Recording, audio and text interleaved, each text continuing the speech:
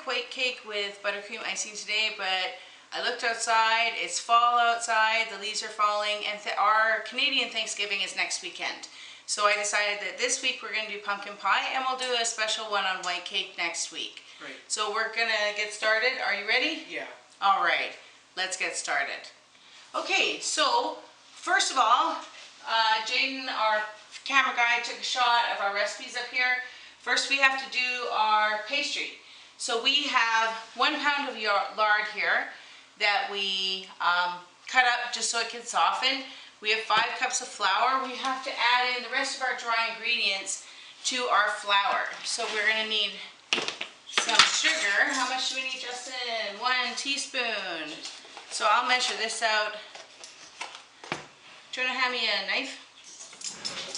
Totally forgot about that. So 1 teaspoon sugar. What's left? Okay, a teaspoon of salt. So go ahead, Justin, this one. And while you're doing that, I'm going to get out our egg.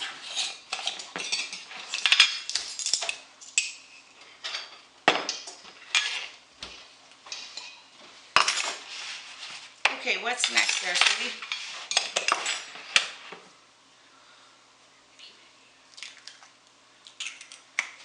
I got egg. So we need we need ice cold water. So what we need to do is we need to beat up our egg just a little bit first. Okay?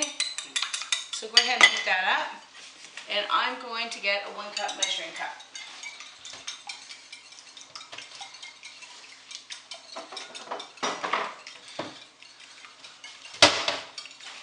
Good. Pop that in there. Okay, and then we're going to need a tablespoon of vinegar. Take that one, yeah. So you have to, don't measure it over a cup because you don't want any extra spilling into there.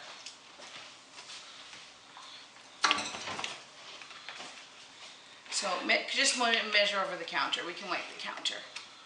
Just be careful. Hold your tablespoon level. Good. Okay, we're going to add that into our egg. And then we're going to take ice cold water, as cold as we can get it, and mix it up in here. Go ahead and throw those in the garbage. Thanks, hon.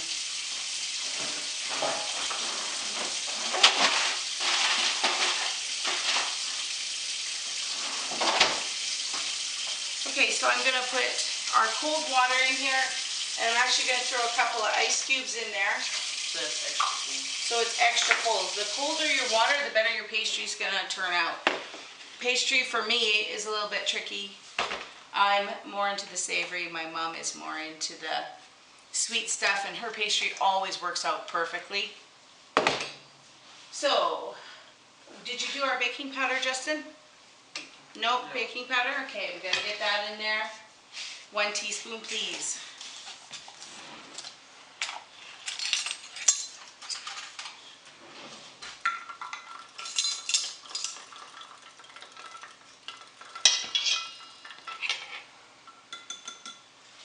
Good job.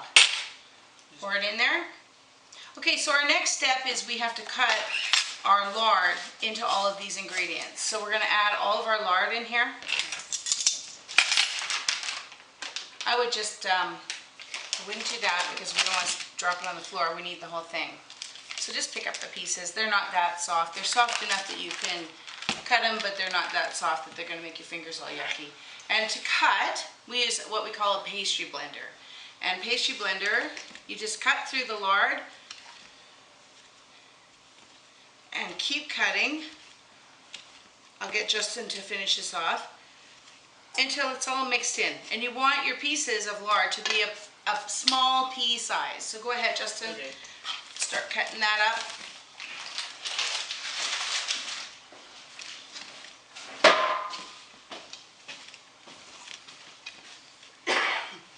When I was a kid, we didn't have pastry blenders, so we had to use table knives, and it took forever to cut this up. So make sure you're not spilling all of our stuff out. Okay, can I just show you a little trick to make it go a little bit faster? If you give it a bit more of a twist and push from the shoulder, it does go a little bit quicker. Oh, look at that. I told Justin not to do that, and then I did it. Wow. Great example, hey? Okay, go ahead, Justin. Keep cutting. Justin here is just finishing cutting up. Maybe you should clean your blade a little bit there, Justin. Yeah, just give it a little tap now to get the rest off, and just, I think we're almost ready to add in our wet ingredients to the dry. Okay, so now we're going to add our wet ingredients into our dry. You take this out of there, we don't need that.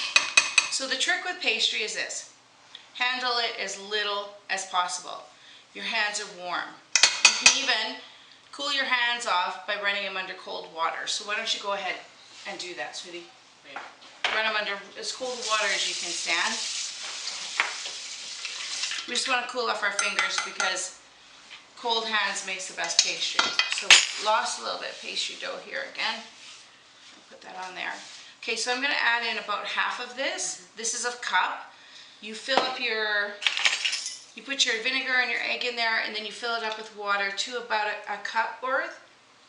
So we're going to put in about half, and grab yourself a spoon to start mixing. You don't want to handle this with your hands as much as possible. So start stirring, mix it up. The colder it stays, the better it is. Don't flip too hard, or else you're gonna be like the Swedish chef on the Muppets. Excellent. Keep going. Okay, we're gonna add a little bit more. I just have an ice cube in here, so I'm just holding the ice cube back. Okay, we're gonna pour about half of what's left. Okay, keep mixing. That's right. Okay, so what I usually do about this time is I want to feel it with my hands. I want to see how wet it is. And as you see, I'm trying really hard not to get it warm, so my fingers are nice and cool. It's still a little bit dry. You don't want it too dry or else it's going to shrink. So I'm going to add in the last of this. It looks like we're going to need all of it. Sometimes you don't need it all, but today we do. Okay, so we're going to go ahead and mix this again with your spoon, kind of get it going, and then we're going to finish mixing by hand. Oh, it's getting pretty hard. Well, it's not really hard, it's just solidifying because the water's binding the flour. Yeah. Okay, I think that's good with our spoon. So this is what I want you to do, just take your hands, lift, flip over, lift, flip over, lift, flip over, lift, flip over, and keep doing that until I tell you to stop, okay? We don't want to overwork this, or else it'll be hard and gross instead of light and flaky. No. Lift, flip over. So scoop your hands in at the back, pull towards you, flip. Good. See all that stuff there that just turned up? Good. That's perfect. But don't touch it too long. Keep your hands on it as little as possible. So when your hands are not flipping, get them out of there. Perfect. Okay, so now what we're going to do, just leave it. You're going to put that in.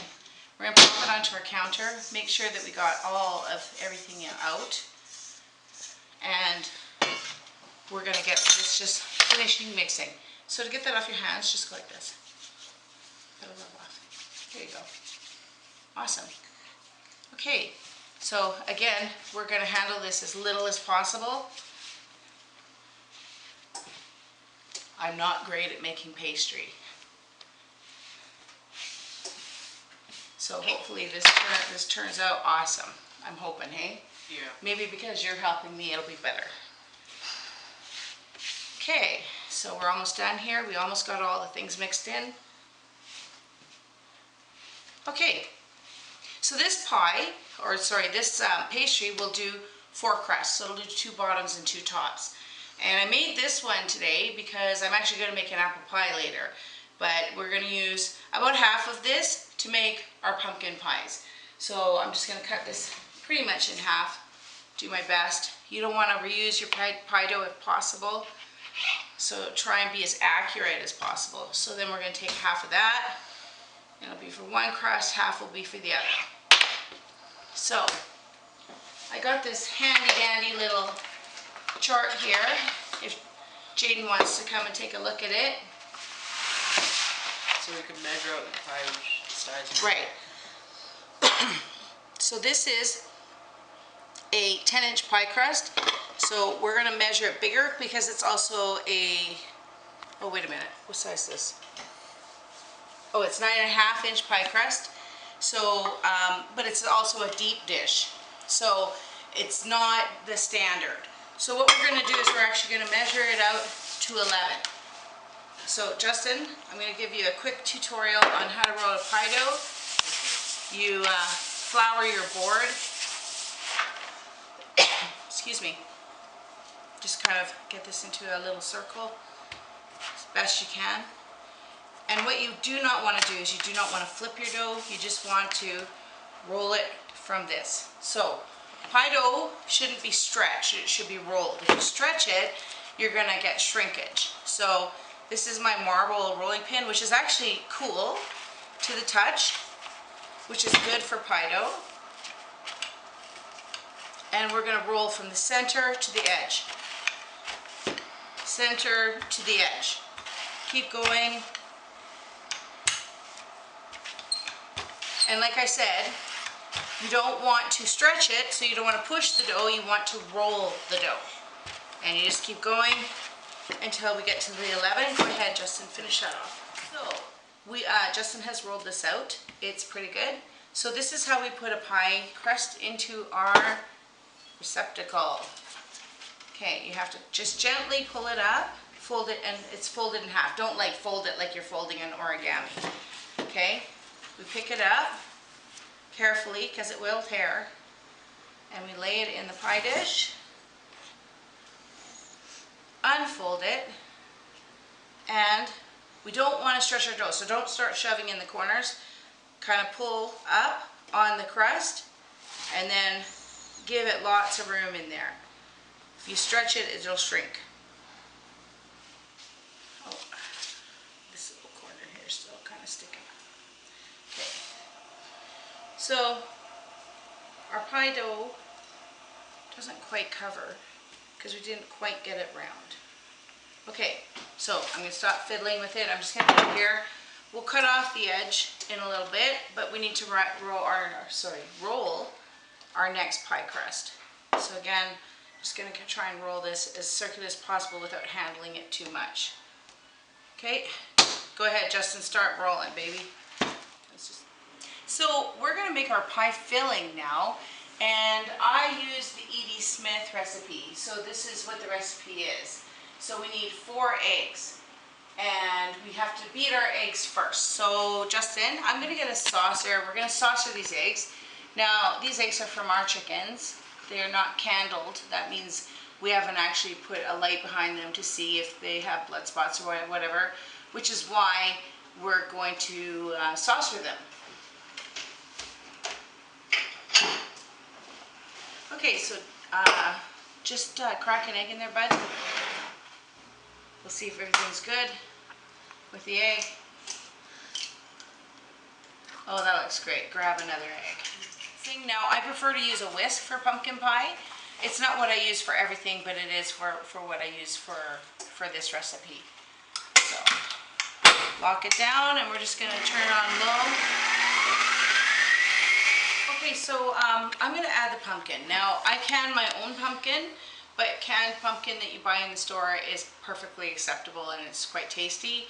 So I'm going to put the pumpkin in, and I'm going to get Justin to measure the sugar. So you can grab yourself a bowl, have a look at how much sugar you need there, and I'm going to add this pumpkin. Grab yourself a bowl and a measuring cup and the brown sugar. So on our ingredients, it says that we use about 3 1/3 cups of pumpkin. That's basically the size of a can of pumpkin that you would buy in the store. And when I can my pumpkin, that's basically what I put in my jars so that I can always make 2 pies. Okay, we need to get this sugar measured, huh? Don't be shy.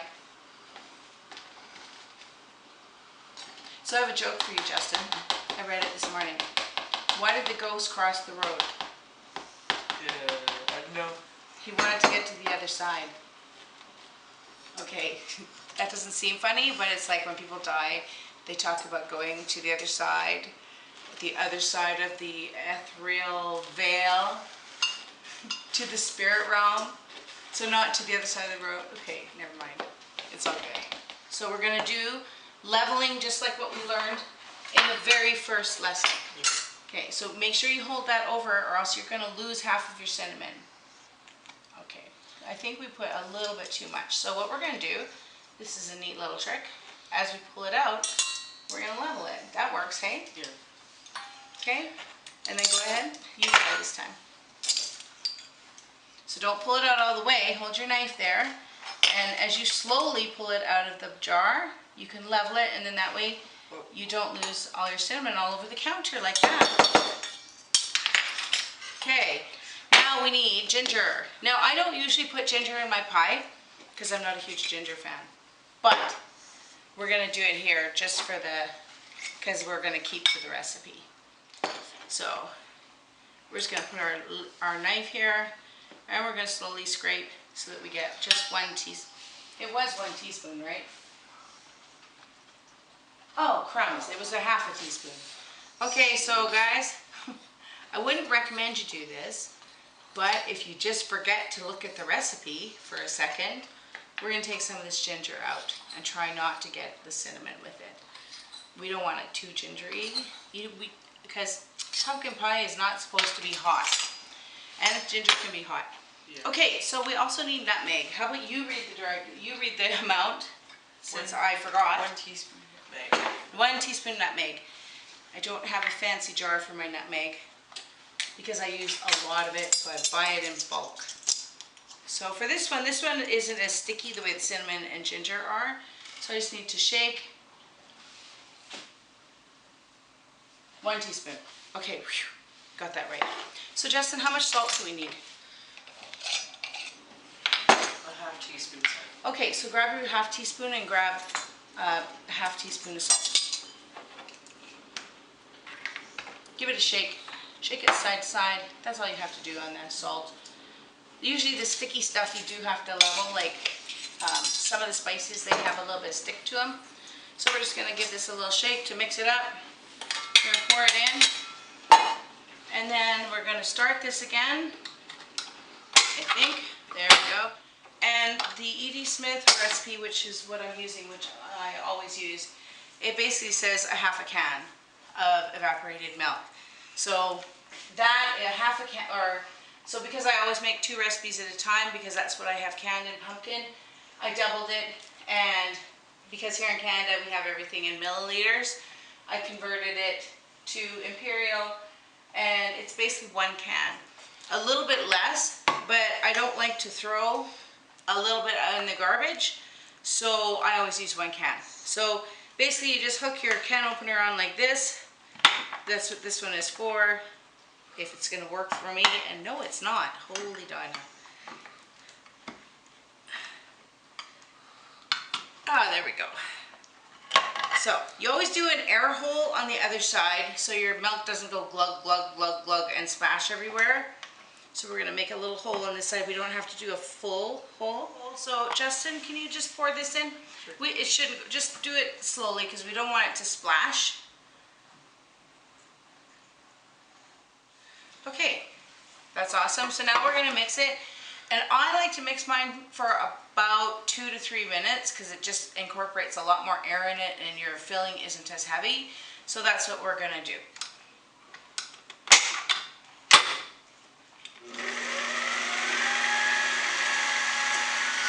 Okay, so our filling has mixed here for a few minutes. And now we're going to take this off first. Good thing that we put that on. Okay, and we're going to try and shake this off as best as possible.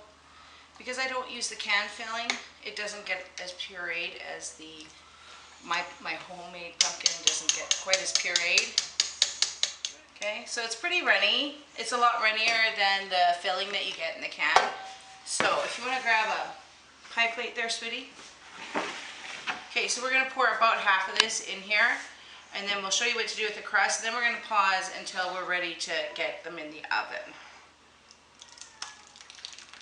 Now what we need to do is we need to trim our crust because remember I left the crust and that's pretty, I mean I guess for Halloween that would look kind of good, but not for Thanksgiving. So this is how we cut a pie crust. Why don't you start on that one? Okay, if you try and use a knife, most of the time what you're going to end up doing is stretching your pie dough. So if you just squish, no, you don't need a knife, just squish and turn, squish and turn, and you just have to do that until the pie dough starts to fall off the sides. Keep going round and round, squish and turn, squish and turn. Sounds like a dance step, kind of. Okay, so when it's pretty cut, you can just pull the extra off the edges there. So you're basically cutting it with your hands, not with a knife, so that you don't pull on the dough. And then I like to pinch my crust because it makes it look a little nicer. So the other thing I like to do is in the middle of my pie, I like to put a decoration. So I've just pulled off the edge here, and this kind of looks like a leaf. So I'm going to make a leaf decoration to put in the center of my pie. So I guess I do need the knife. So you can make any decoration out of pie dough you want. Here's a nice big piece for you to do it. So I always like to put a little decoration in mine. So I'm going to make a leaf out of this. You can make whatever you want, Justin. Okay, and I'm just going to pop that in the center for when it bakes. It'll show up nice on the pie. In the center, right in the center. Good. Good. So now we're going to put our pies in the oven, and as you can see, actually from the beginning of the video, I've had the oven preset to 425. We're going to bake it at 425 for 15 minutes, and then we're going to turn it down to 350, and we're going to bake it between 30 and 40 minutes. I need usually actually around 45 for my pie filling because it isn't it's a little bit more liquidy than the E.D. Smith. I got mine, Justin's got his, and we're going to use our new oven mitts that my mom gave us for our little cooking thing here. We're going to pull out our rack. Now, if you want, some people put an egg wash around the edge of the crust. I don't do that for pumpkin pie. I do it for other ones, but not pumpkin. And we're going to put it on the center of the oven. Ouch. Right on the rack. So go ahead and put yours in there as well, Justin. Just be very careful. The rack's like super hot because it's been at 425 degrees for a half hour. Okay. Push it in. Good. So we don't really want our pies touching each other, and we also don't want them touching the edge of the oven. Even if there's just like a couple millimeters between the pies, it's all good. And we're going to push these suckers in. Okay? And once that 15 minutes expires, we're going to turn our oven down to 350 degrees. And we're going to leave it 45 minutes because of my filling. Sometimes it even takes longer. So I think our pies are done. Our timer is gone. 45 minutes plus our 15, so that's an hour. So this is how we check pumpkin pie. Okay, so what we do is we take our knife and we insert it around the middle of the pie. And as you can see, the knife is clean, which means that the pies are ready. I'm just going to give this one a quick check as well. And once again, the knife is clean. So our pies are ready to come out. Yeah. So why don't you go ahead, Justin, and grab them and throw them onto the cooling rack. So we're going to let these pies cool, and then we're going to taste test them. So we'll be back in about an hour. Let these pies cool off 100%, and then we'll cut ourselves a piece. So I guess we're all done now. I've cut up the pie. It looks really super tasty. And now we're going to taste it. Here's one. Does it look good? Yep. Super good? Yep. Really awesome. That's awesome, guys. Jaden! What? What did Jaden do? He took the pie. He took the pie. Well, you guys better get some before Jaden takes the rest. Here, Jamie. You gotta tell me how it tastes. Bring the pie back. This one? Here, Justin. See since you have That's not eat it, not Tail. together, we should probably at least try and get one piece of pie.